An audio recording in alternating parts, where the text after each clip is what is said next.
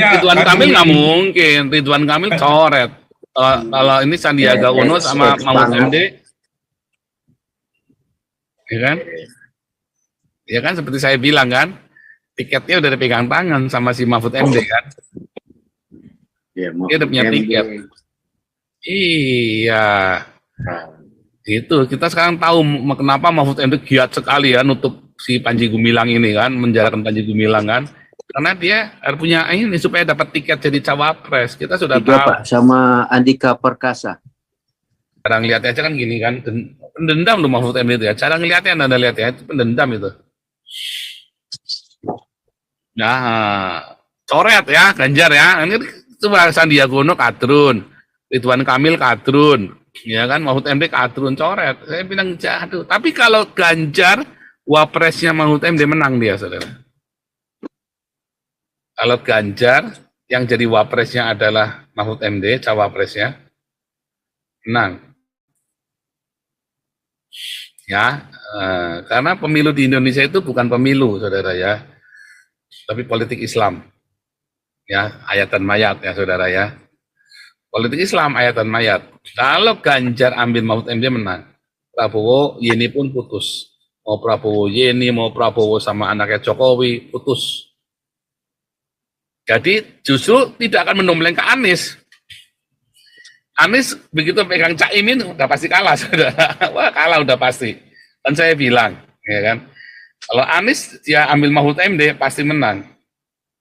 Pasti akan didukung MUI. Ya, Anies salah ya, dia pikir Caimin itu bawa masa, ternyata masanya kan sama Yeni Wahid. Ya kan, Prabowo dengan Ganjar ini akan trek-trekan, saudara ya. Wah, trek-trekan terus. Tapi karena Ganjar sama Mahfud MD ya menang, saudara ya.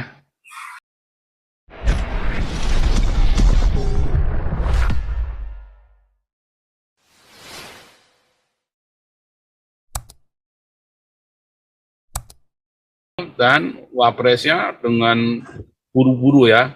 Makanya ini lihat saudara ya. Hari ini sudah ada jawaban belum? Wakilnya Ganjar siapa? Siapa wakilnya Ganjar? Iya. Belum baca. Ini loh. Kandidatnya banyak, 3. Iya. Kandidat. Ya, tapi yang 2 ini, tiga-tiganya. Ridwan Kamil nggak mungkin. Ridwan Kamil coret. Kalau ini Sandiaga Uno sama Mahfud MD, ya kan? Ya kan seperti saya bilang kan, tiketnya udah dipegang tangan sama si Mahfud MD kan. Dia udah punya tiket. Iya. Itu kita sekarang tahu kenapa Mahfud MD giat sekali ya nutup si Panji Gumilang ini kan, menjarakan Panji Gumilang kan. Karena dia harus punya ini supaya dapat tiket jadi cawapres. Kita sudah tahu. Pak, sama Andika Perkasa. Nggak bisa. Andika Perkasa nggak bisa. Iya, yang dicalonkan. Iya, kira-kira. Yang ini bukan kira-kira Pak. Ini dari bocoran dari PDIP Pak. Ini kan ada di berita kan. Iya. Ini kan dari versinya PDIP. Ini kan masuk di ini di anggota petinggi PDIP yang ngomong kandidatnya 3, Mahfud MD, Sandiaga Uno, Ridwan Kamil nggak mungkin. Ya, Andika Perkasa barangkali, tapi nggak tahu dia. Nggak mungkin. Nggak mungkin ya. Yang mungkin hanya Sandiaga Uno punya duit, ya kan? Dia akan kuat uang. Orang nomor 1 terkaya itu Pak. Ya kan? Tetapi apakah Sandiaga Uno nggak mau lagi Sandiaga Uno? Yang mungkin adalah Mahfud MD. Ya, karena asetnya Al Zaitun itu kan sudah buat maharnya Mahfud MD. Ya. Ya. Jadi kan jadi punya tiket. Ya, kan saya sudah bilang Mahfud MD ini tujuannya mau ngecawapres soalnya. Dari awal kan saya sudah bilang. Ya, dari awal saya sudah bilang hati-hati ini orang nih, jahat ini. Si Mahfud MD ini ya. Ya cara ngeliatnya aja kan gini kan, pendendam loh Mahfud MD itu ya. Cara ngeliatnya Anda lihat ya, itu pendendam itu.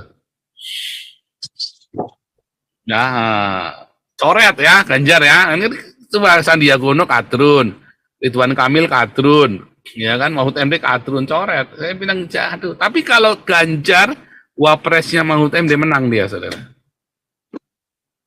Kalau Ganjar, yang jadi wapresnya adalah Mahfud MD, cawapresnya, menang. Ya, karena pemilu di Indonesia itu bukan pemilu, saudara ya, tapi politik Islam. Ya, ayat dan mayat ya, saudara ya. Politik Islam, ayat dan mayat.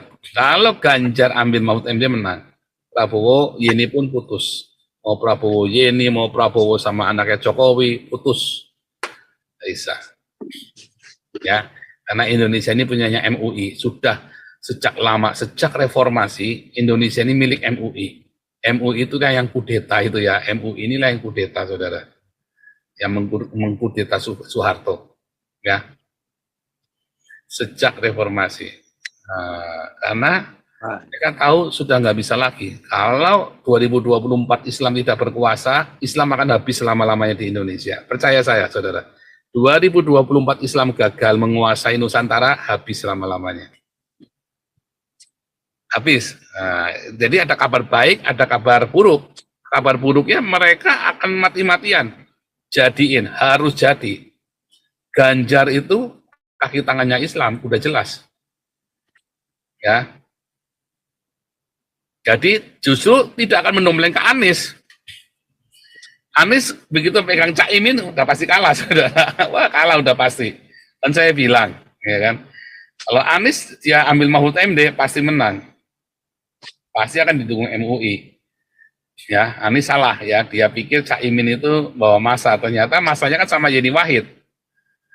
Ya kan, Prabowo dengan Ganjar ini akan trek-trekan, saudara ya. Wah, trek-trekan terus.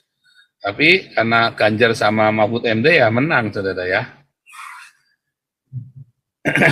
Luar biasa ya. Sama tetap kadrun. Kalau Prabowo sama Yeni, Anda coblos Prabowo sama Yeni. Paling enggak masa akan terpecah, saudara ya. Paling enggak Islam tidak akan berkekuatan penuh. Tetap ya dukung Prabowo sehingga oposisinya keras sekali, saudara ya. Kalau Prabowo benar-benar sama Yeni lo ya, kalau sama anaknya Jokowi pun percuma. Cuma nggak ada power. Tapi kalau sama Prabowo sama Yeni, Anda dukung habis-habisan, ya. Siapa tahu ada kasih karunia Prabowo Yeni bisa menang, walaupun pasti menang tipis, saudara ya. Menang tipis. Tapi begitu Ganjar sama Mahfud MD, ya udah nggak ada lawan. Kalian sial orang Indonesia. Luar biasa, saudara ya. Luar biasa. Nasib. Lanjut Pak Tantiamar. Saya makan. Oh, makan dulu, Pastor.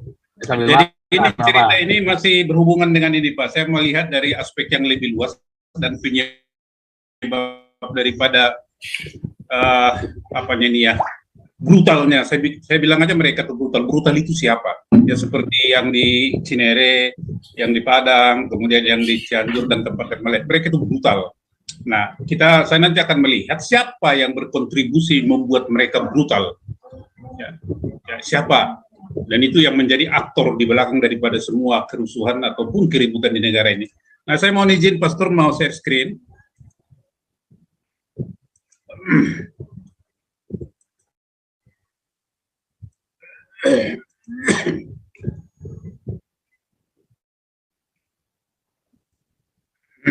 Mana ini? Oh, ini.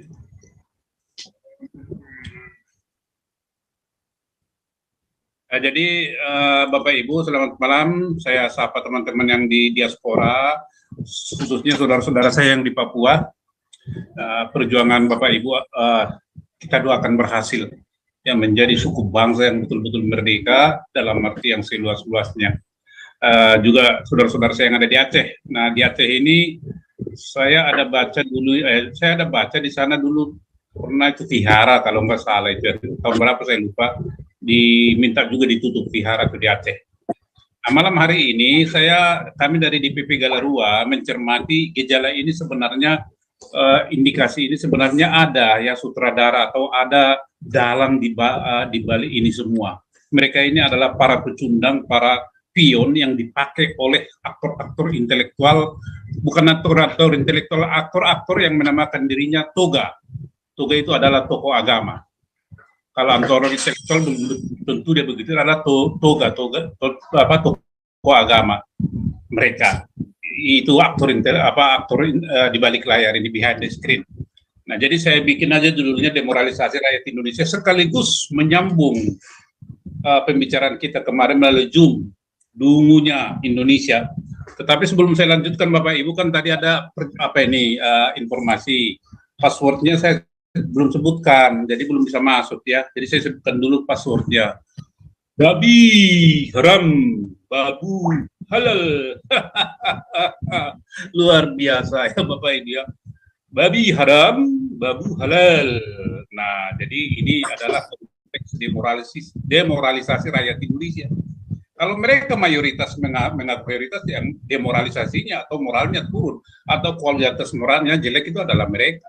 Fakta yang bercerita itu kita hanya menarasikan melalui kalimat maupun ucapan melalui mulut kita. Oke, jadi nah ini dia ya. Sebelum saya nanti ke demoralisasi, nah ini contoh-contoh daripada demoralisasi, wujud demoralisasi itu ya begini. Ya, pembubaran paksa ibadah Natal. Pak, dibesarin bisa nggak Pak itunya Pak, gambarnya Pak? Pakai gambarnya sebentar. Nah itu, betul. Oke, ya. Nah ini adalah bentuk daripada wujud daripada demoralisasi itu ya. Pembubaran paksa ibadah, seperti yang tadi itu di Padang, dibikin golok, pokoknya dibubarkan ibadah. Itu kan orang yang tidak bermoral. Kemudian di Cianjur, Vihara yang nggak boleh berdiri, kemudian di Cinere ini, itu adalah wujud daripada kualitas moral daripada orang yang melarang itu atau kelompok orang itu adalah sangat jelek sekali. Dan kalau dia mengatasnamakan rakyat melakukan itu, berarti rakyat yang diatasnamakan itu juga adalah moralnya bobrok sekali. Ya, bobrok. Karena itu mereka tiba pada satu kesimpulan untuk berbuat sesuatu yang melarang hak asasi orang lain. Kemudian ini penutupan patung di Klenteng Tuban ya, di Klenteng Tuban nih, Jawa Timur nih. Ini itu juga sama ya. Kemudian TPM Aceh ya, pemerintah itu diminta menutup vihara di sana.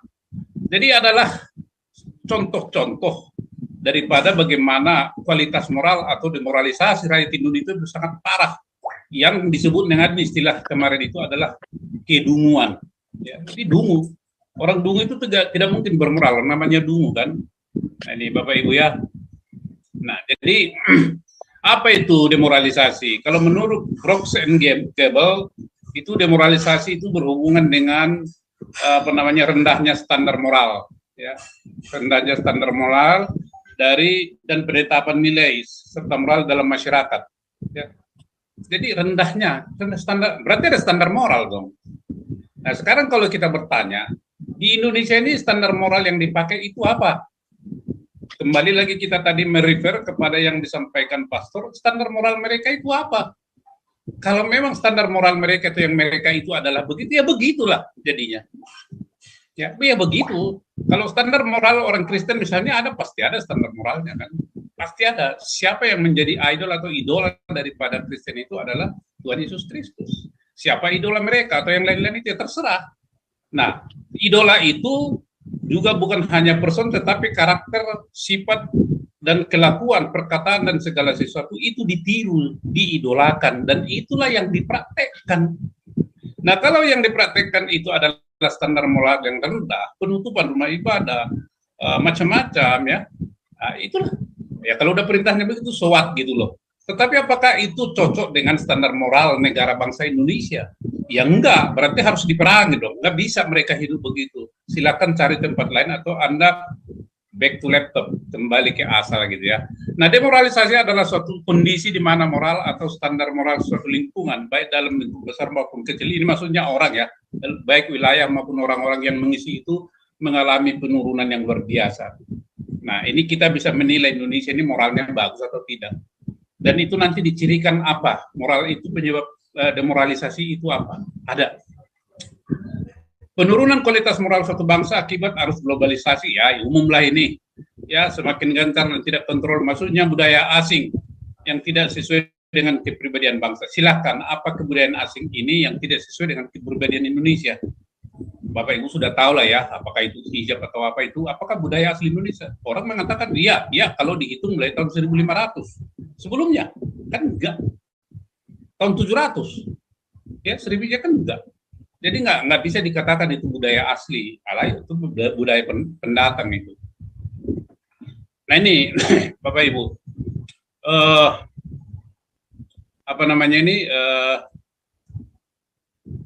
demoralisasi itu penyebabnya di suatu negara atau masyarakat itu antara lain, ini Pak ya yang terjadi ya, penyebabnya itu korupsi merajalela. Nah, tanya Indonesia ini urutan keberapa, negara urutan keberapa terkorup di dunia, berarti memenuhi syarat dong, ya bisa dikatakan bahwa betul ada demoralisasi rakyat Indonesia. Kemudian penegakan hukum yang tidak adil, ya tebang pilih. Ini adalah polisi, jaksa, hakim, dan pengacara juga masuk ini sebenarnya. Ya kita harus sebutkan pengacara juga lah. Pengacara banyak juga yang nggak benar gitu, ya kan? Karena mereka mengaku sebagai penegak hukum. Nah, apakah ini terjadi di Indonesia? Bapak Ibu bisa melihatnya dan menjawabnya. Penerapan hukum yang tumpul ke atas, tajam ke bawah. Ya kayak atas itu siapa? Seperti Sambo lah, yang 340 triliun lah. Coba kalau kita tidak ributin, Pak Mahfud itu diam aja dia kan. Sekarang ngomong lagi dia 347 triliun. Kenapa dia berhenti tuh? Nah, penyidikannya kenapa berhenti Pak Menko Polhukam? Tetapi kalau Bapak Panji Gumilang Anda begitu bersemangat ya menggubu-gubu TPPU walaupun tidak terbukti. Ini dong yang 340 triliun ini dong, Bapak urus itu ya, sampai tuntas gitu. Kemudian ada lagi kerusuhan bersifat anarkis, seperti penutupan paksa rumah ibadah, pengerusakan fasilitas sosial dan fasum atau fasilitas umum. Ini terjadi di Indonesia, terjadi Bapak Ibu. Nah ini malas, boros, tidak disiplin, apatis, pilih jalan pintas. Apakah orang yang melakukan keributan itu atau kerusuhan atau penutupan paksa ibadah ini memiliki ciri-ciri malas? Memiliki. Boros, iya. Ya makanya disebut babi haram, tapi babu halal. Gitu. Ini. Jadi cenderung jalan pintas. Kita mau bertanya, tadi siapa itu temannya Bung Romai itu misalnya menutup itu, apa dia nggak dapat duit dan siapa menyuruh itu? Kita berharap polisi menyidik sampai ke situ, bukan hanya sekedar sudah diberi tembusan, mereka diberi selesai masalah, enggak, akar masalahnya di mana? Kita berharap polisi itu menelusuri itu. Kalau dia bukan PCS ya, tapi kalau mereka adalah polisi cinta sunnah, mau bilang apa? Ya, judulnya jadi Polsrila, Polisi Syariah Islam Indonesia. Nah, begitu ya. Nah, ini saya membawa ke ranah yang lebih luas, Pak Pastor sama yang lain-lain. Itu tadi adalah kejadian di ujung. Nah, di hululah penyebab utamanya semua yang terjadi di hilir ini. Di hulu itu adalah dipraktekkan oleh para politisi di dalam memenangkan suatu pertarungan, dilakukan dengan cara-cara klientelisme, ya, klientelisme, patronase dan politik uang. Ini adalah istilah yang saya sampaikan kepada Bapak Ibu. Klientelisme, ya, bukan klientelisme, klientelisme dan patronase, politik uang. Ini intinya begini Bapak Ibu. Klientelisme itu adalah politisi yang mempunyai kekuasaan politik dan otoritas, ya, baik secara keuangan dan lain sebagainya, itu menjanjikan sesuatu kepada orang per orang ataupun sekelompok supaya terjalin hubungan relasi politik antara klien dengan yang menjanjikan. Yang dijanjikan ini macam-macam bentuknya. Ya, kalau dia yang dijanjikan itu proyek, ya, proyek misalnya, kemudian pekerjaan dan yang lain-lain, itu disebut dengan patronase. Jadi ada pembagian keuntungan kepada orang itu, ya, patronase. Supaya apa? Supaya dia setia memilih. Kalau dia nanti tampil menjadi caleg atau menjadi presiden, dipilih. Nah, contoh yang kita dengar adalah seperti kemarin Cak Imin itu bilang, kalau saya terpilih BBM gratis. Nah, ini adalah korupsi politik. Ini adalah pembodohan. Ini adalah demoralisasi. Ini adalah membuat moral masyarakat itu rusak. Maka orang seperti ini jangan pilih. Nah, karena tujuan target daripada Galarua ini hingga tahun 2023 adalah memberikan pencerahan kepada masyarakat sedapat-dapatnya seberapapun itu supaya cerdas di dalam memilih calon presiden cawapres, dan kita harus menggagalkan terpilih capres dan cawapres yang anti Pancasila. Itu target daripada Galarua. Jadi kami dari Galarua ini tidak bosan-bosannya menyuarakan ini. Jadi siapapun Bapak Ibu yang mendengarkan ini, tolong disampaikan kepada rekan-rekan sejawat dan dimanapun ada kenalan, kerabat maupun handai tolan, supaya Indonesia ini tidak masuk jurang. Gara-gara duit gocap, gara-gara duit cepek, Indonesia ini masuk jurang. Dan inilah yang sebenarnya itu haram. Bukan babi yang haram. Tetapi kalau Anda menerima uang, ya, ataupun barang, supaya Anda memilih si A, si B, itu adalah haram. Dan itu azab itu. Ini yang harus kita sampaikan. Itulah klientelisme dan patronasi. Jadi ada hubungan daripada seorang otoritas atau elit politik kepada sekelompok orang supaya dia menjadi loyal kepada seorang ini, si elit politik, maka dijanjikan berbagai kemudahan-kemudahan. Ya, itu klientelisme. Nah, sekarang patronase ini lebih menyempit lagi. Nah, ini kembali lagi klientelisme ini Pak ya. Jadi klientelisme itu adalah korupsi politik. Ya, korupsi politik ini. Ini bahaya ini. Ya. Dan ini adalah fenomena sosial politik di Indonesia yang erat kaitannya dengan pemilihan umum. Jadi hati-hati ya, rakyat Indonesia itu harus hati-hati. Dan juga kita menghimbau para politisi jangan lagi bermain korupsi politik. Anda sebenarnya aktor. Kalau Anda aktor politik, belum tentu aktor intelektual. Anda adalah aktor politik yang membodohi dan membuat moral masyarakat Indonesia itu rendah. Juga nanti ada aktor toga di tokoh agama seperti MUI, seperti Wapres, itu kan toga itu. Itu juga membuat demoralisasi di Indonesia. Maka saya juluki beliau itu adalah anti Pancasilais. Dia tidak Pancasilais itu. Pak Pres itu, termasuk Pak Menko Polhukam. Anda tidak Pancasilais. Ya, membuat moral daripada rakyat Indonesia ini bobrok, termasuk Yusril Iza Mahendra. Ya, Yusril Iza Mahendra tadi saya lihat videonya menonton, dia mengatakan apakah Indonesia ini tidak negara agama atau sekuler. Dia mengatakan negara agama kesimpulannya, tetapi dia pakai pendapat orang, bukan pendapat dia. Ini cerdiknya kawan ini. Ya, misalnya pengelolaan daripada zakat. Sekarang pengelolaan zakat di mana? Oleh satu badan yang sistem ekonomi syariah itu, Basnas namanya, Badan Zakat Nasional. Terus Sri Mulyani bilang, kalau begitu biarkan itu negara yang mengelola zakat. Maka di situ dipakai oleh Yusril, berarti di situ agama masuk. Berarti politik dengan agama atau agama dengan negara ini menyatu. Dalam hati saya ini juga Profesor Sontoloyo ini. Profesor Sontoloyo itu. Nah, saya mengerti PBB ini adalah satu ormas Islam yang sudah tertular ya, radikalisme transnasional. PBB itu masuk itu. Jadi saya mengerti jalan pikirannya. Cuma jangan dia membodoh-bodohi rakyat, jangan membuat rakyat moralnya menjadi hancur. Baik. Nah, ini nanti menjadi bahan diskusi kita, Pak. Bagaimana cara menghindari klientelisme ini? Ya. Nah, apa akibat daripada klientelisme itu? Kerusakan pada tatanan politik dalam sistem demokrasi. Dan ini yang akan terjadi di Indonesia nanti terus. Terus pendistribusian sumber daya publik hanya kepada kelompok-kelompok tertentu. Ini kan terjadi sekarang. Kalau misalnya kelompok agama ini, maka ke situ semua sumber daya itu diarahkan. Yang lain masa bodoh. Termasuk sistem ekonomi syariah itu. Ini dampaknya. Kalau Anda membuat ini sistem ekonomi syariah, kami akan dukung Anda. Tetapi kalau tidak, atau dibalik, waktu kampanye ini si politisi bilang, saya akan dukung, termasuk yang di DPR, kami akan menyetujui undang-undang tentang sistem ekonomi syariah. Yang penting Anda pilih partai kami. Jadi barang itu, inilah korupsi politik. Inilah yang terjadi. Siapa itu? Wakil Presiden sama PKS dan yang lain-lain. Termasuk PAN, termasuk PBB. Seperti PAN yang kemarin itu mengomentari masalah apa itu film apa jadi only one itu. Ada urusan apa itu manusia seperti itu? Ini kenapa dia harus ngomong itu? Karena dia harus memenuhi janjinya kepada klien dia waktu dia kampanye. Atau dia menjanjikan gitu kan, maka kliennya itu atau simpatisannya itu memilih dia. Ini semua adalah politik, tapi merugikan negara Republik Indonesia. Nah, kemudian itu nanti bahan diskusi kita. Nah, patronase ini juga adalah sama, cuma ini patronase lebih menukik lagi. Ya, jadi seseorang atau kelompok politisi ini bergabung menjanjikan sesuatu, memberikan uang, memberikan barang, entah beras, apalah segala macam supaya orang tersebut nanti memilih dia. Itu patronase. Jadi ini juga nanti kita diskusikan ini, Pak. Ya. Kemudian adalah politik uang atau money politik. Ini Bapak Ibu politik uang ini ya.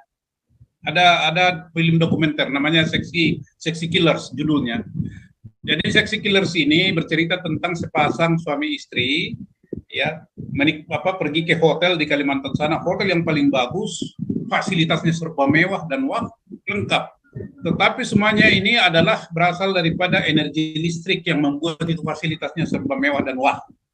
Telusur ini listrik asalnya dari mana? Rupanya listrik ini energi listrik ini berasal dari tambang ya bahan tambang di bumi Kalimantan sana, sehingga ribuan hektar lahan masyarakat itu tempat mereka mencari hidup dikorek sampai ratusan meter dalamnya sehingga lahan mereka hilang. Nah, artinya ini apa di sini? Di satu sisi energi listrik ini adalah membunuh masyarakat, yaitu politisi, tetapi sementara di pihak lain ironisnya masyarakat membutuhkan listrik. Itulah yang namanya politik uang. Politik uang adalah pemberian atau distribusi uang tunai oleh kandidat kepada calon pemilih. Ya.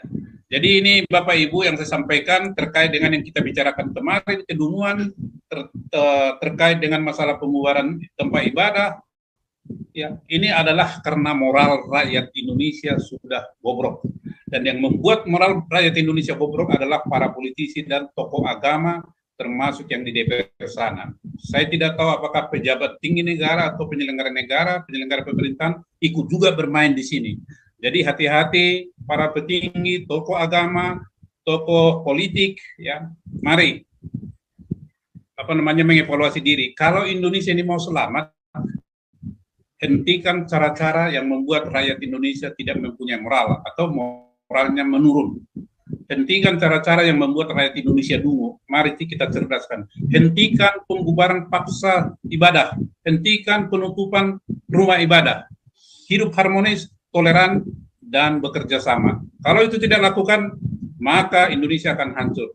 Kita ingin mendengar kata-kata babi halal, babu haram. Jangan lagi seperti sekarang, babi haram, babu halal.